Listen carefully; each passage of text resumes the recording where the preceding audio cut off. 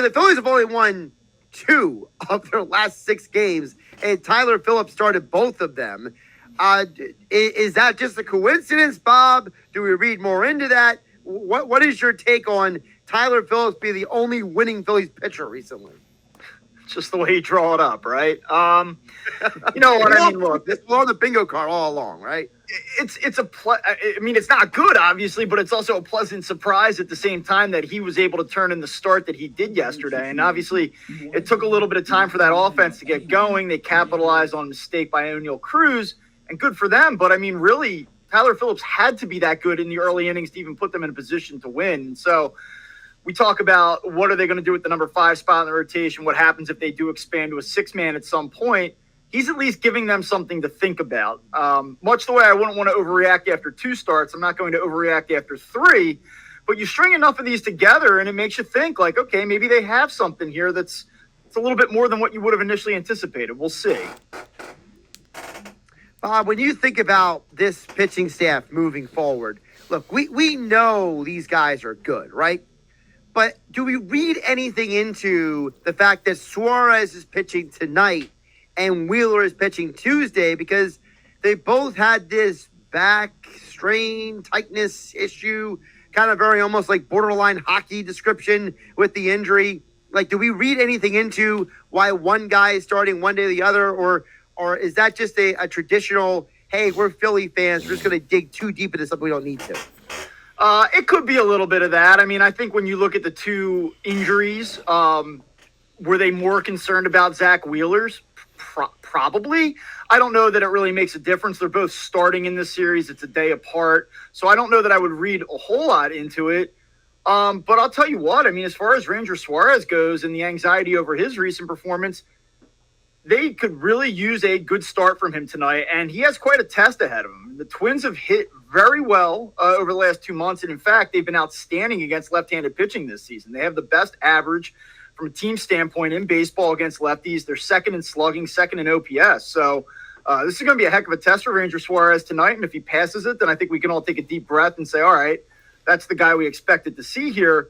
And if he struggles, then all of a sudden you're talking about 5-6 starts in a row where you're not feeling great about that. And I think you can dismiss it when it's 1 or 2 starts.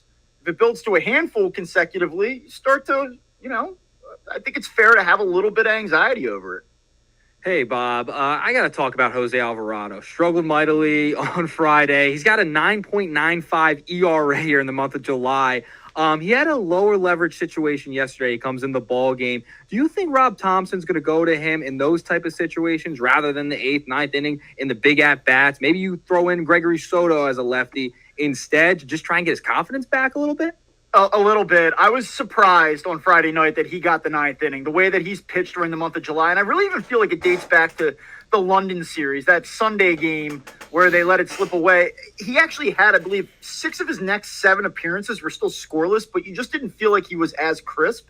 And then you got to July here, and it's really started to unravel on him a little bit. And for that reason, 1-run game, I said, really, they're going to him in the 9th inning, especially the way that Matt Strom's pitched.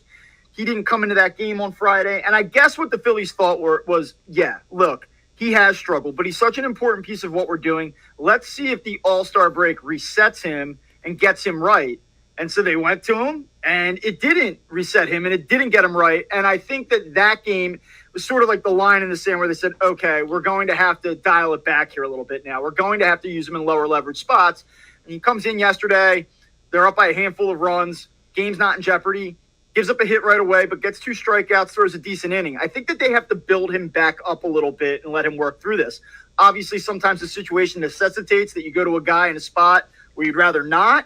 And I don't think that they would avoid him at all costs in a higher leverage spot, but I do think they will probably take their time throwing him back into the fire.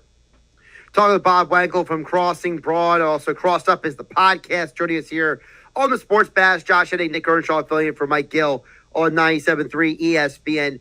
So then, all that being said, Bob, does the Alvarado relegation, we'll call it, does that make the need to acquire another bullpen arm that much more important now?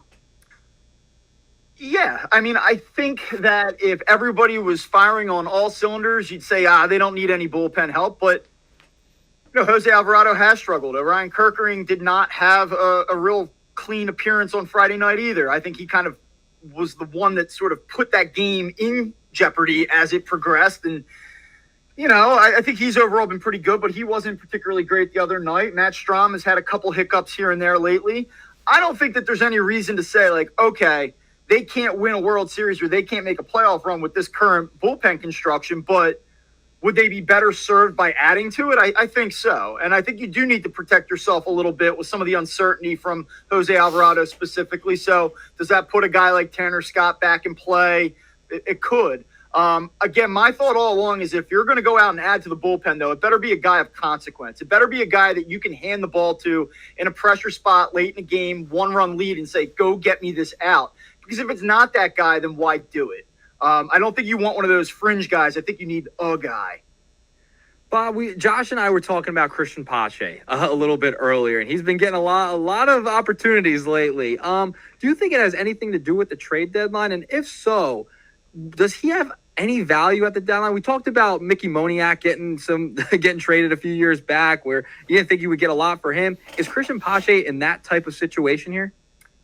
Maybe. I mean, look, he had a couple of decent at-bats yesterday, and over his last 30 games, he has not been very good, to be honest with you. He's hitting sub-200, but he's a good defensive player, and he does work decent at-bats. Like, I just feel like he finds himself in deep counts and then can't finish. Like, you see him kind of work a pitcher, has an idea, and then it sort of falls apart late in the at-bat. I think it could be a little bit of a showcase thing. I would not be surprised if he was not here, post-trade deadline. I think that there's a world where they either move him or they simply DFA him in order to upgrade the spot, especially if if Johan Rojas is going to be a part of this thing. Those two players have been somewhat redundant from the jump. And I think that you carry them because you can, and you're 25 plus games over 500. It's fine. There's not a lot of pressure to figure it out, but I think that this is sort of the time where they're going to have to make a decision there. So, yeah, it could be a little bit of that. And just to jump in there, Bob, because you mentioned about Rojas, it makes the Pache starting in center field on Friday worse when Rojas has two great plays in center field on Saturday. Like, I was out watching the game, Bob, and people were like oohing and ahhing over Rojas at the establishment I was at. And I'm looking around, I'm like, these people are like looking like, ooh, look at Rojas, and it's like, there's never a moment when people feel that way about Pache. And it's like, I don't understand why this organization, like you said, they have two guys who are redundant, right? They have two guys who basically are the same player, but I think we can all agree that Rojas is the higher ceiling. He's the guy who's got more potential at this point. So, why is Pache starting on Friday and then for Rojas to come out on Saturday? Yeah, I mean, look, Johan Rojas, I've talked about him on the show quite a bit. I'm not a real true believer in his offensive game at the moment. He's probably been about what everybody expected him to be. I wouldn't say he's fallen short of expectations, as modest as they are, but I don't think he's necessarily exceeded them either. But I would agree with you that long term, he certainly is the higher ceiling player. So is it a showcase thing? I don't know. I think when they started the season with both players, the way they viewed it, though, was that Pache was maybe a lower ceiling but a higher floor guy. And so while redundant and somewhat similar in several ways, I think they felt like, wow, if Johan Rojas is a disaster, at least we have a decent option that we can plug in there, let him hit at the bottom of the order, and we'll survive it. But like I said, I think that things change, and obviously there's decisions to be made here, and you have to start optimizing the fringes of your roster as you get ready for a postseason run. And they're at that point now. Cristian Pache has not done enough to warrant consistent playing time, certainly, and I don't think he's done enough to really warrant consideration as they build towards October. So I think that's where they're at with this right now. You mentioned the lineup. I want to get your thoughts on how this lineup is constructed, because I think they're never going to change the top four, Bob. I think we all can agree that the Schwarber, Turner, Harper, Bohm, those guys they're set, right? But is there any maybe thought that, hey, if we go out and get somebody, right? If we get like a platoon guy with Marsh or whoever we end up with, could that maybe impact the rest of this lineup? Because Stott has had, one good game in the last 2 weeks? Castellanos is Dr. Jekyll and Mr. Hyde. Real Muto just coming back from an injury. Like, it's not like the rest of this lineup has, like, bang the door down and be like, we're great. We deserve to be in this spot in the lineup.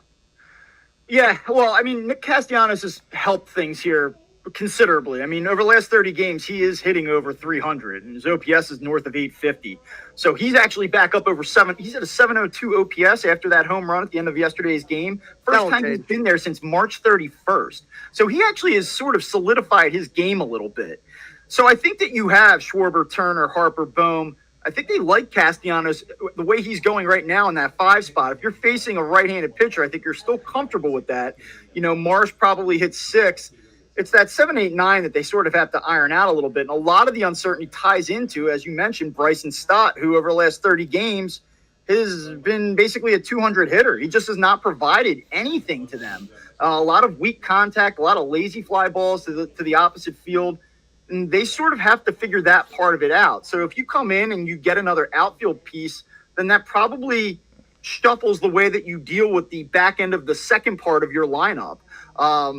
We'll see, right? I mean, but Bryson Stott has been he's really made this difficult. He's changed the way I think that the bottom half of the lineup is viewed because of his struggles. And they've reached a point. I thought the most interesting thing all weekend was that you saw Mundo Sosa play second base 2 times. Phillies history is also full of randos having moments. So, for all I know, whoever Dombrowski acquires the deadline, he could be NLCS MVP for all I know. So, this might be a more important move than maybe we're letting on. Yeah, and look, you take a player like Lane Thomas and you say, he's hitting 246. Who cares? He's hitting 246 on the Washington Nationals. Am I supposed to get excited about that? But then you imagine a world where, okay, you pair him up with a Brandon Marsh and you see that he's hitting over 300 against lefties. Yeah. The OPS is north of 900. And then you put Marsh, what he brings to the table against righties, and Thomas on the flip of it, and you're like, well, damn, that's a pretty nice player I've got there all of a sudden. And also, if you have more problems with Johan Rojas or he goes ice cold and goes to be borderline unplayable offensively, you still have the ability then to slide Marsh over to center field and perhaps play both Thomas and Marsh together. Or again, it doesn't have to be Thomas specifically, but a player that sort of fits that profile. You can still make a big-time impact without being a big name. Bob Wankel from Crossing brought a couple more for him here on the Sports Bass. Josh Hennig and Nick Earnshaw filling in for Mike Gill on 97.3 ESPN. Bob_Wankel on the Twitter X platform. Bob, we mentioned about Tyler Phillips. So any new insider thoughts on Taijuan Walker and Spencer Turnbull? Because at some point, I'm assuming those guys will be back in, the next couple weeks? Maybe. Maybe. Okay, great. Maybe. Where does he fit? And, I guess the way that Phillips has thrown the ball has alleviated some of that concern about needing to get him back or even wanting to get him back. I mean, if someone came to the Phillies and said, look, we will take him and you must assume the bulk of salary, would they think about it? And you can always use starting pitching depth. They need starting pitching depth. We're talking about the possibility of maybe transitioning to a 6-man rotation at some point. You would think if they did that, Taijuan Walker would fit those plans. I just don't know. I'm not absolutely certain that he does, though. And I just wonder if they decide, hey, look, this isn't going to work out here. Let's explore a way to maybe expedite that process a little bit. That being said, Phillips has been very impressive. I mentioned it on Friday. The minor league stats don't really blow you away or anything. And you kind of think at some point he's going to be more like that guy. But one thing I give him a lot of credit for is he's not scared. He's willing to attack. He's in the strike zone a lot, doesn't issue walks. And so just from the ability to kind of be poised and execute at the level he has thus far this early in his career, it's very impressive. So, they should let him try to at least build on that for the short term. Bob, the team that's trailing the Phillies in the division, the Atlanta Braves, go out and make a move today. They bring in Whit Merrifield. I had to ask you about it. Ozzie Albies replacement. What does that tell you about where Atlanta's at this moment? No hit Whit, as he's known in my circles. I have a couple group messages that refer to him as such. Look, man, the Braves are desperate, and it's not It's not a terrible idea. I mean, you're talking about a veteran guy who everyone's very quick to point out that he was an all-star last year, and he can do a lot of things for you. And he can run, and he can play defense in multiple positions, and so there's always going to be some value in a player like that. And if you're the Braves, you kind of just hope that a deep breath and a reset and a change of scenery gets him going. He has a track record, and is it insane to think that for 3 months he can be the player that he was for the bulk of his career? No, but is it somewhat desperate? Yeah, of course it is. Oh, it's definitely desperate. Listen, your car broke down, you're running out of options. What's going to replace it? And you go to the rental lot, and you can take a Pinto or a Honda Civic. What you going to choose? Well, you're probably going to take the Honda Civic if you're smart. So that's what Merrifield is right now. He's a 2000 Honda Civic. That's not even a stick shift. It's not even fun to drive. I know that everybody has a lot of fear that that's going to come back to haunt them. I don't want to be on freezing cold takes or anything like that, so I won't. I'm not going to put the audio out there to have it clipped, but I guess I wouldn't be overly worried about it. Yeah, exactly. He's Bob Wankel. It's the Crossed Up is the podcast. Like and subscribe wherever you get your podcast at Bob_Wankel on the Twitter X platform, and check out all his Phillies coverage at crossingbroad.com. Bob, great stuff today. We'll talk soon. All right. Talk soon, guys.